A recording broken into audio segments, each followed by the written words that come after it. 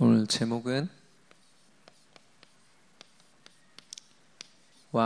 왕을 모신 왕입니다. 스가랴서 3장 1절에서 7절 말씀이죠.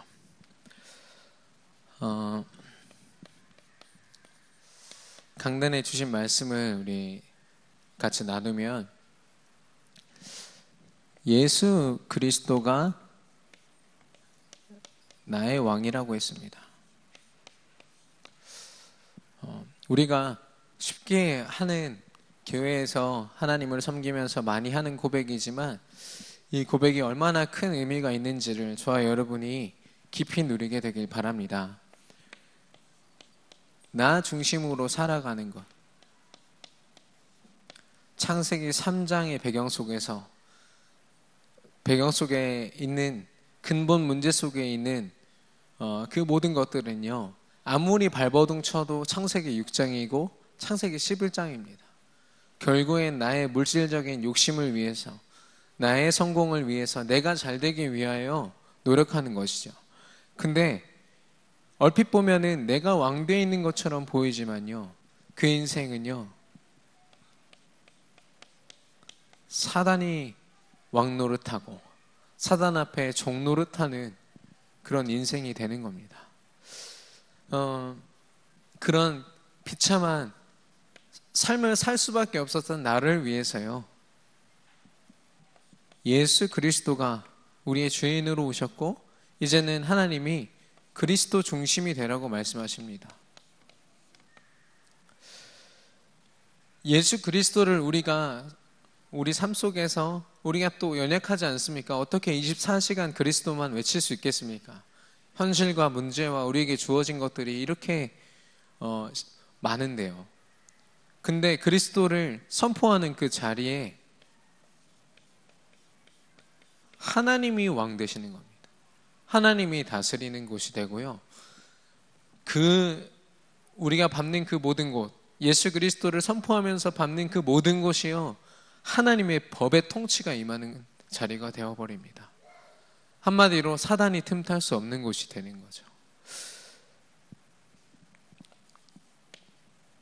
하나님은 우리를 너무 사랑하셔서요, 우리의 죄의 모든 모습들을 벗기시고 이제는 내가 위임 왕이 되라 말씀하십니다. 하늘의 배경과 천국의 배경을 가졌기 때문에 그 어떤 것도 문제되지 않는 사람, 세상에 볼 때는 이렇게 미련한 사람이 없습니다. 눈에 보이는 하나님을 외치면서 죽음도 두려워하지 않고요, 문제도 문제 삼지 않는 사람을요, 세상은 바보라 말하고 손가락질합니다. 그런데요, 그 사람이 다 살리는 거 있죠. 모든 역사 속에서 하나님이 세우신 그 위임 왕의 노릇을 했던 그 모든 사람이요, 진짜 세상을 살렸습니다. 저와 여러분이 예수 그리스도가 나의 왕이 되십니다, 이 고백의 분명한 의미를 알고 이번 한 주간 이 고백을 하면서 승리하게 되기를 바랍니다. 오늘 본문은요, 스가랴서 3장 1절에서 7절은 이 스가랴 선지자가 본 환상을 적어놓은 구절입니다. 여러 개의 환상을 스가랴서의 그 서두에 이렇게 적어놨는데요, 그 중에 네 번째 환상입니다. 다른 환상들은 좀 이렇게 말 그대로 꿈꾼 것처럼 이렇게 그려져 있는데요, 유일하게 이 오늘 우리가 함께 읽은 환상은요, 눈앞에 마치 있는 것처럼 분명하고 선명하게 하나님이 드러내셨습니다.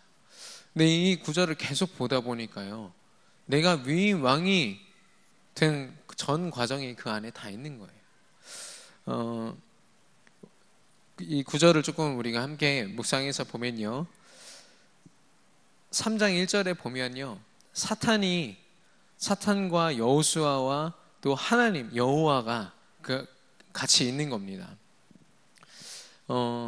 여기서 말하는 여호수아는 우리가 알고 있는 여호수아가 아닙니다. 이미 여호수아는 이때 죽었을 때고요, 이스라엘 백성들이 포로로 끌려갔다가 예루살렘으로 돌아와서 수르바벨 성전을 재건할 때 있죠. 다시 재건하는 그때의 지도자 중에 한 명이 바로 이 여호수아 대제사장이었습니다. 근데 그러면 하나님의 사람이고 그 일을 위해서 앞장서서 섬겼던 사람인데 오늘 스가랴 선지자가 그걸 본 거예요. 그 대제사장의 모습을요. 그 대제사장을 향하여 사탄이 참소하는 겁니다. 이렇게 더러운 놈을, 이렇게 나쁜 놈을 어떻게 성전을 지을 수 있도록 하나님의 일을 할 수 있도록 하겠습니까? 하면서 하나님 앞에 여호와 앞에 막 참소를 하는 거예요. 그걸 우리의 말로 좀 해석을 하면 사단은 계속해서 우리를 속입니다. 우리가 가진 우리의 삶의 모습을 가지고요. 내가 가진 문제들이요. 우리가 볼 때 너무 심각하잖아요. 근데 그것 때문에 하나님을 바라보지 못하게 만드는 거예요. 야, 네가 이렇게 죄를 짓고 이렇게 네가 부족한데 무슨 하나님의 일을 해? 무슨 세계복음을 한다고 그러고 있어? 계속 속이는 거죠. 그래서 그런 여호수아의 모습을 이 성경에서 뭐라고 있느냐? 2절 끝에 보시면은 불에서 꺼낸 그슬린 나무가 아니냐라고 말씀하십니다. 그럼 한마디로 이게 재 속에서 같이 불타고 있던 그런 하나의 덩어리라는 거죠. 그러니까 사실 완전히 다 불타버려서 재로 변해도 상관없는 인생이 그렇게 비참한 우리 인생인데요. 그래서 3절에 보면은 그 여호수아가 더러운 옷을 입고 천사 앞에 서 있는 그 모습이 나옵니다. 근데 하나님이요, 그 여호수아를 사단의 그 참소와 아무 상관없이 이야기하십니다. 그 옷을 벗겨라. 내가 아름다운 옷을 다시 입히겠다. 옷을 입히시고 정결한 관을, 5절에 보시면 정결한 관을 그의 머리에 씌우시고 옷을 입히고 또 천사가 그와 동행했다고 했습니다. 그를 향하여 하나님이 말씀하시죠. 7절 오늘 본 마지막 절인데 만일 내 도를 행하며 내 규례를 지키면 네가 나의 집을 다스릴 것이요 내 뜰을 지킬 것이며 라고 하고 있습니다. 저는 이 말씀을 읽으면서 이게 위임 왕이구나. 우리의 육신적인 또 우리가 여러 가지로 영적으로 볼 때 하나님 앞에 쓰임받을 만한 그런 어떤 근거가 없습니다. 어떤 자랑할 만한 것이 없고요. 하나님 앞에 내놓을 것이 없지만 하나님이 그 어떤 것과 상관없이요. 사단의 그런 참소와 상관없이 그 사람을 택하신 겁니다. 택하시고 더러운 옷을 벗기시고 아름다운 옷을 입히셔서 하나님의 나라를 다스리고 하나님의 뜰을 다스리도록 그렇게 만드신 겁니다. 저와 여러분이 그런 위임 왕인 줄 믿습니다. 예.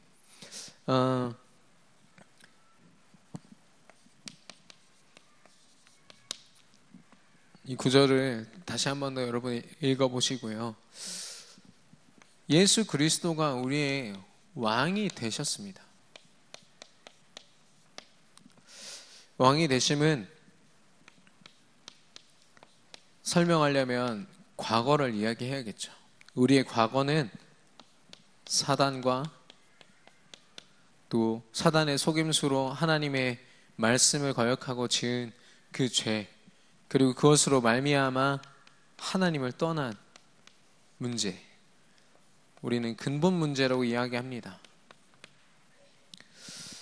우리의 과거는 이것으로 물들어 있었습니다. 절대 벗어날 수 없는 사단의 굴레, 죄와 저주, 사망의 그 저주 속에서 우리가 벗어날래야 벗어날 수 없는 존재였습니다. 그런데요, 그런 우리를 위하여, 답이 없는 우리를 위하여 예수 그리스도를 보내십니다.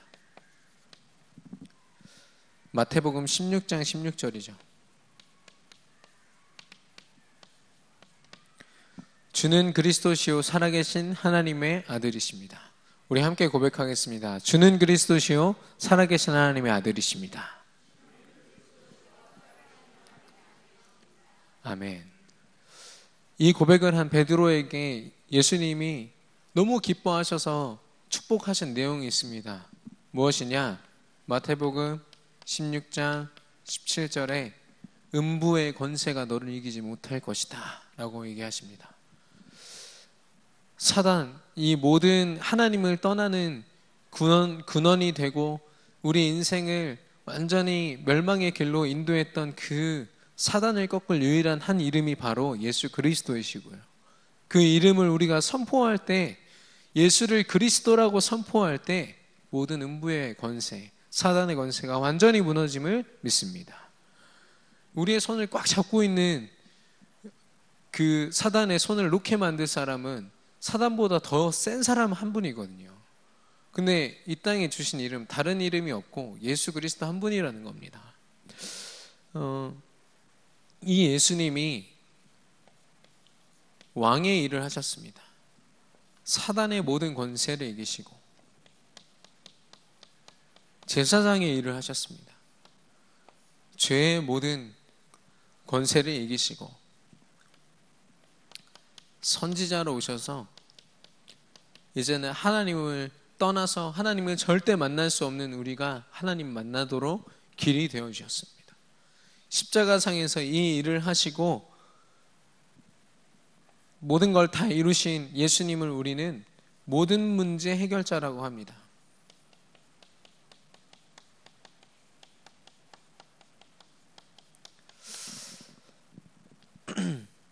이 예수님이요, 저와 여러분, 이 과거에 사로잡혀 있던 저와 여러분의 그 마음을 두드리셨습니다.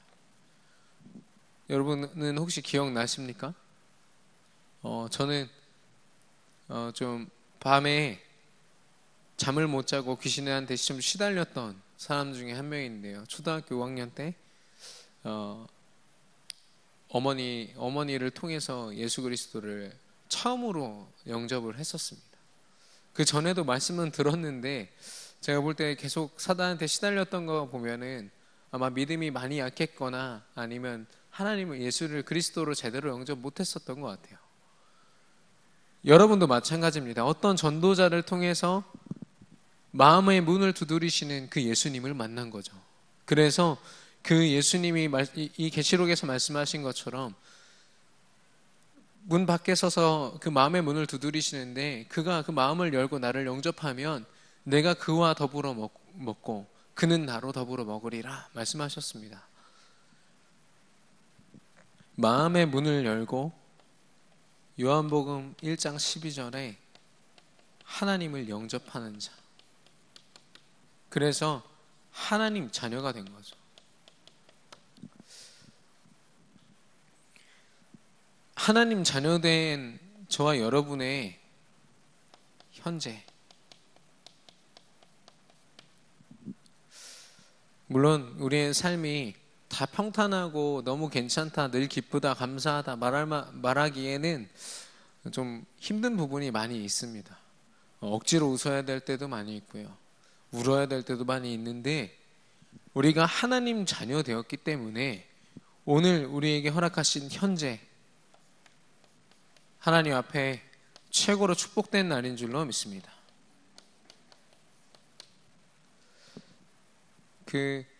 어떤 장로님이 이렇게 간증을 하시는데요, 자기가 원래 이게 사주팔자를 보고 사람을 점쳐주던 사람이었대요.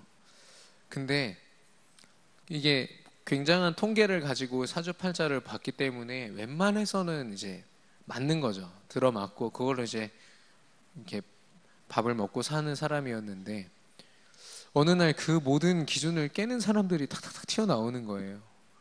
그래서 보니까 유명 인사들의 그런 점괘도 이렇게 보잖아요. 이게 사주팔자를 보는데 자기가 생각한 것과 다르게 성공해 있고 뭔가 행복한 삶을 살고 있고 이런 걸 보고 도대체 이 사람들 뭐냐 보니까 다 하나같이 예수님을 믿는 사람이었답니다. 그래가지고 그날부터, 그게 확인된 날부터 회심을 하고 지금은 이렇게 장로님이 되어 있다는 그런 간증을 제가 들었거든요. 하나님의 자녀된 사람의 그 인생은요, 완전히 다릅니다.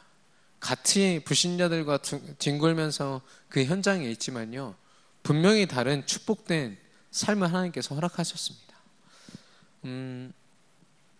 그래서 어떤 상황에서도 지금이 하나님을 바라보기에 가장 좋은 때고요. 오늘이 내가 하나님, 나의 왕 되신 하나님을 고백하기에 가장 빠른 시간표고 가장 최선의 시간표인 줄 믿습니다.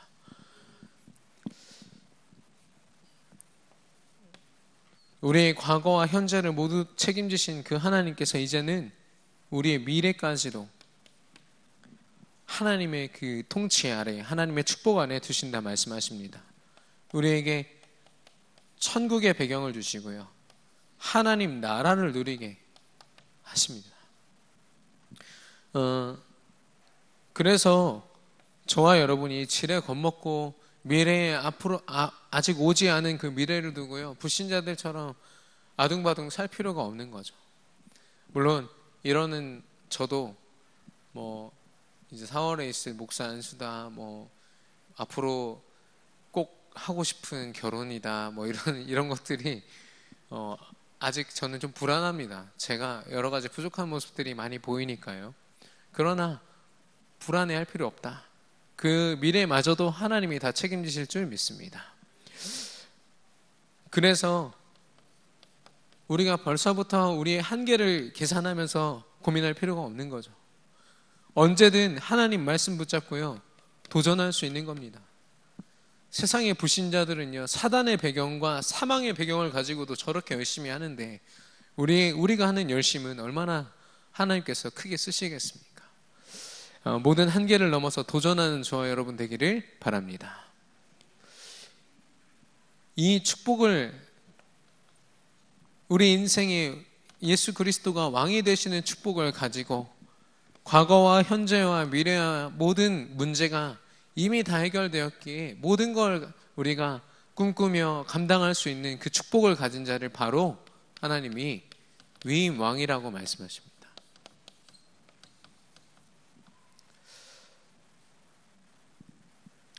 근데 저와 여러분이 이번 주에 위임 왕으로 얼마큼 사셨는지는 모르겠습니다. 그러나 이 위임 왕은요,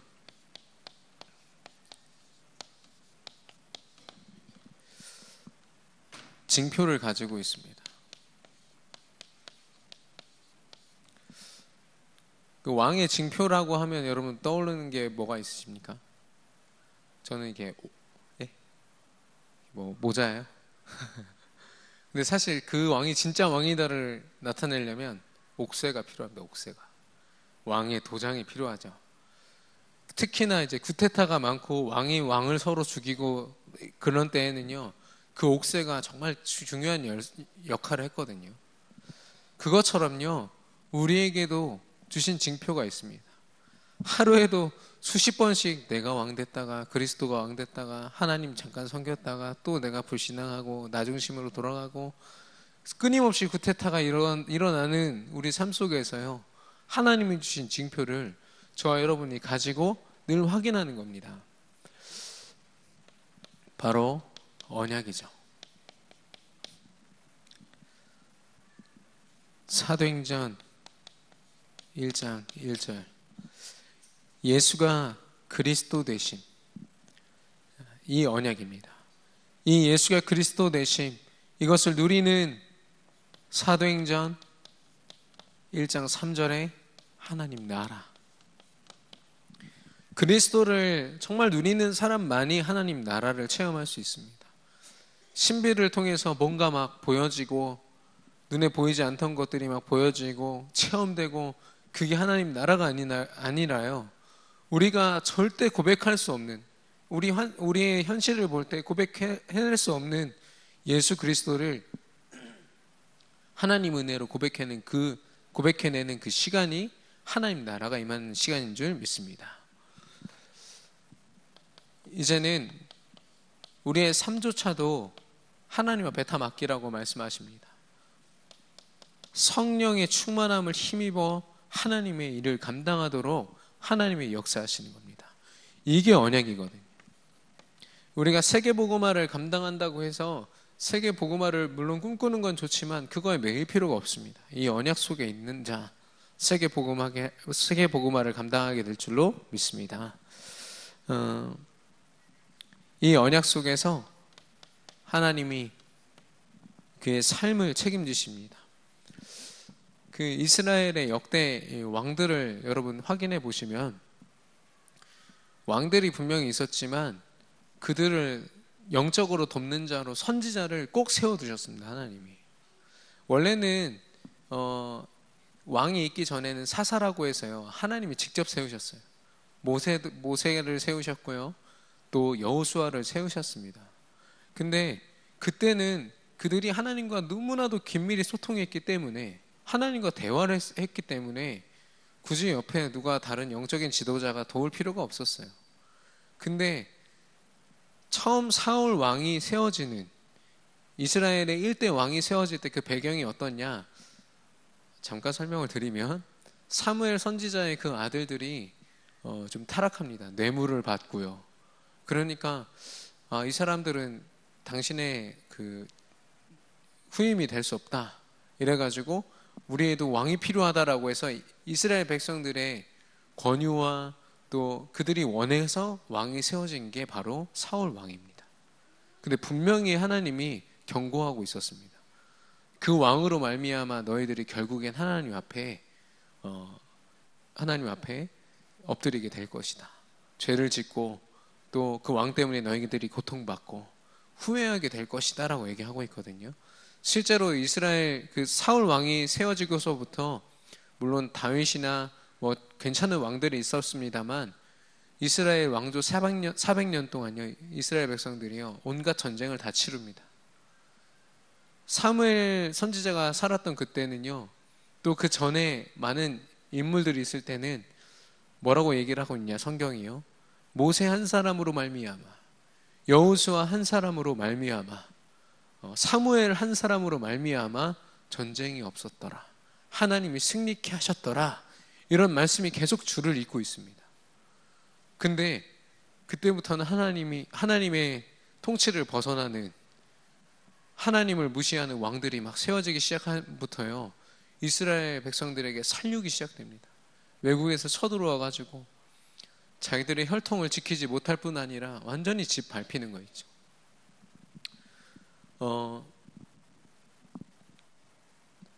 처음 그 왕이 세워지는 그 배경이 그렇게 된 겁니다. 제가 지금 그래서 그 왕들을 하나님이 영적으로 도울 수 있도록 선지자를 꼭 세우시거든요. 선지자와, 그리고 구약시대 때 왕들마저도 따라가야 했던 한 가지는 뭐냐, 언약궤. 그리고 그 언약궤 앞에, 하나님 앞에 드리는 제사. 이게 아무리 세상 앞에 잘난 왕이라고 할지라도 하나님이 꼭 지키라고 하신 겁니다. 무엇입니까? 영적인 말씀을 따라가는 자, 그리고 예배 가운데 있는 자. 참된 위임 왕은요, 이런 징표를 가지고 살아가는 삶입니다. 어떤 상황에서도 이게 우선순위 되거든요. 이게 우선순위 되지 않는 왕을 하나님은 단 한 번도 승리케 하시지 않습니다. 뿐만 아니라 권세를 가지고 있죠.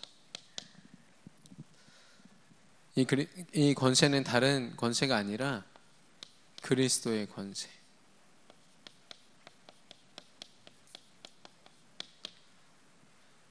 하늘에 계신 하나님이 나에게 이 권세를 부으시는 게 아닙니다. 뭐냐면 내 안에 살아계신 하나님이요, 나의 주인 되셔서 이 권세를 가지고 나의 주인이 되시는 거죠. 그래서 나는 비록 이 권세 앞에 참 연약하고 부족한 자이지만 나를 통해서 이 권세를 하나님께서 모든 우리의 현장에 일으키시는 겁니다. 그래서 날마다 이 말씀 앞에 서는 것, 날마다 이 예수 그리스도를 주인으로 모셨는지를 우리가 점검하는 것, 그게 우리의 징표인 거죠. 이때 우리가 비로소 정복자로 섭니다. 창세기 1장 28절. 생육하고 번성하여 땅에 충만하라, 땅을 정복하라. 그 노아라는 사람이요, 하나님의 말씀을 순종해서 방주를 지었잖아요. 방주를 딱 완성하는 그때, 하나님의 말씀의 성취를 보는 딱 그때예요.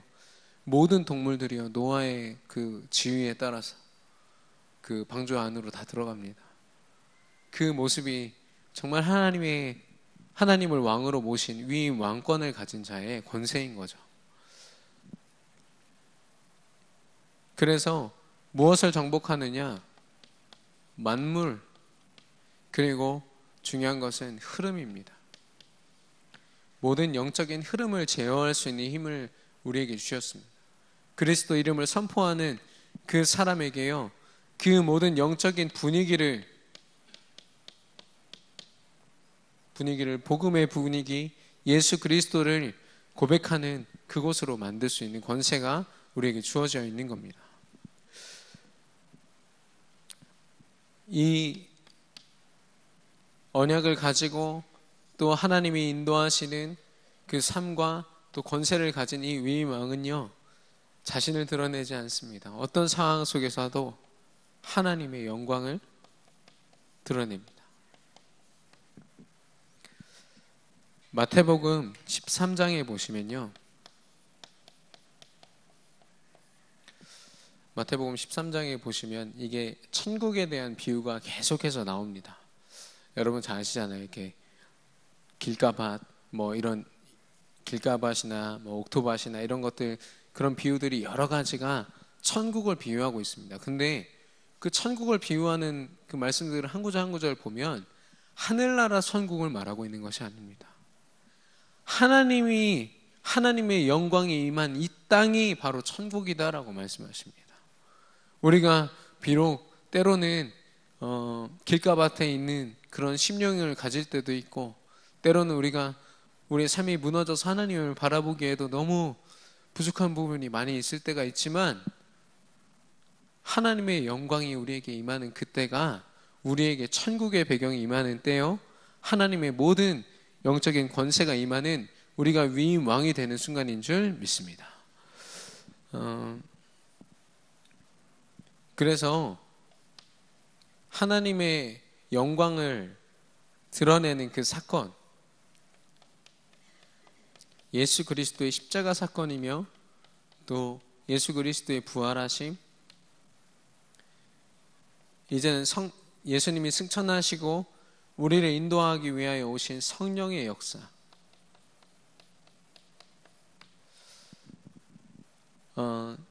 이런 것 자체가, 이 모든 것이 다 하나님이 우리에게 허락하신 그 천국 그 모습인 겁니다. 좀 쉽지 않은 거지만 저와 여러분이 천국을 생각할 때는 모든 우리의 문제를 다 잊고 그 행복한, 그래서 죽어야만 갈 수 있는 그런 곳, 우리 랩런트들한테서는 특히 많이 듣습니다. 언제 많이 듣느냐? 시험 기간에 죽을 것 같아요 하면서 천국 가고 싶다고 그런 고백을 많이 듣는데, 그게 아니라 하나님이 지금 나와 함께 하시기 때문에, 그리스도가 하신 이 일들 때문에 하나님이 내게 오셔서 내가 있는 모든 곳에 이루어 가시는 천국의 배경, 하나님의 영광, 이게 위임왕의 징표인 겁니다. 그렇기 때문에 이 징표들만 봐도 우리가 더 이상 걱정할 이유가 없는 거죠. 그 어떤 목사님이 그러시더라고요.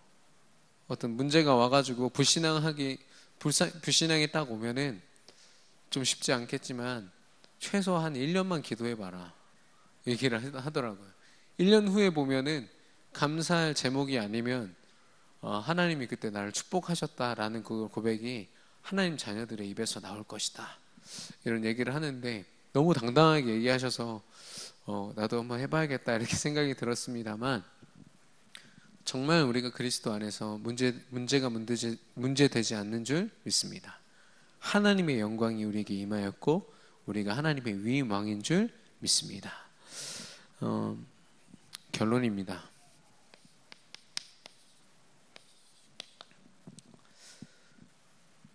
그러면 어떻게 우리가 위임 왕의 이 권세를 우리 삶 속에서 누릴 수 있을까요? 그 방법을 좀 보면 집중하는 겁니다.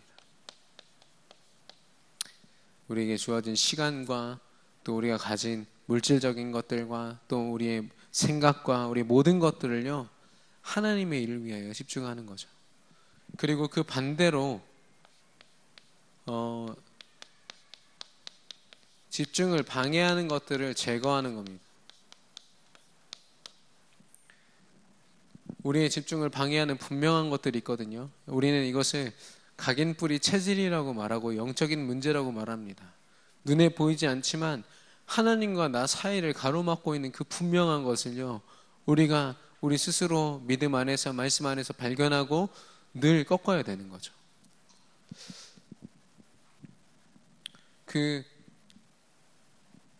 우리나라에는 많이 없지만 이렇게 외국에 보면은 들판에 막 이렇게 높이 자란 풀들이 있잖아요.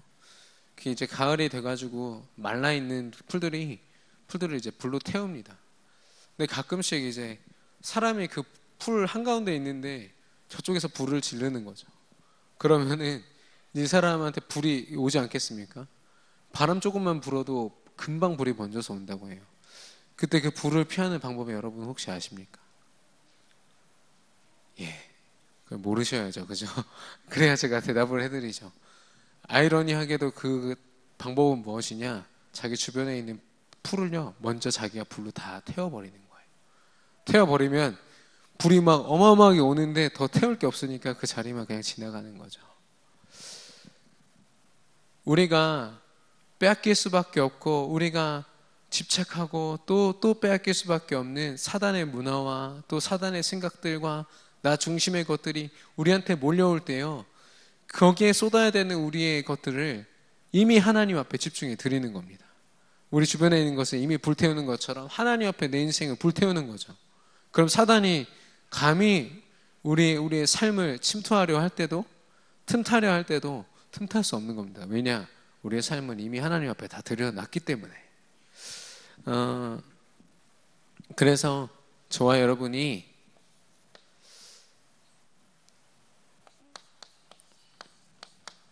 하나님의 능력을 가지고 모든 현장에서 승리하게 될 줄 믿습니다. 특별히 이번에 집중 1차 합숙이 있죠. 1차 합숙의 좀 지침사항 중에 하나는 뭐냐면, 제일 중요한 것은, 이것은 혼자서 하나님 앞에 서는 시간입니다.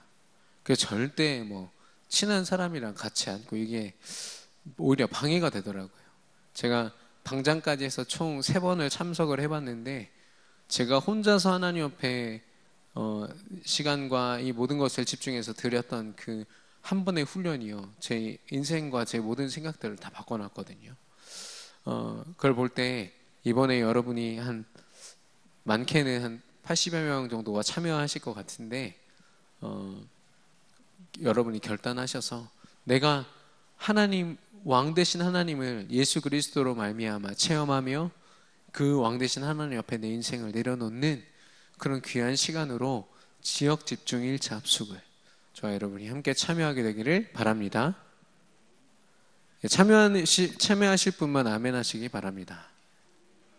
말소리가 너무 작은데 계속 아멘 하고 싶지만, 이 시간 합심으로 우리 주신 말씀을 붙잡고 함께 기도하겠습니다.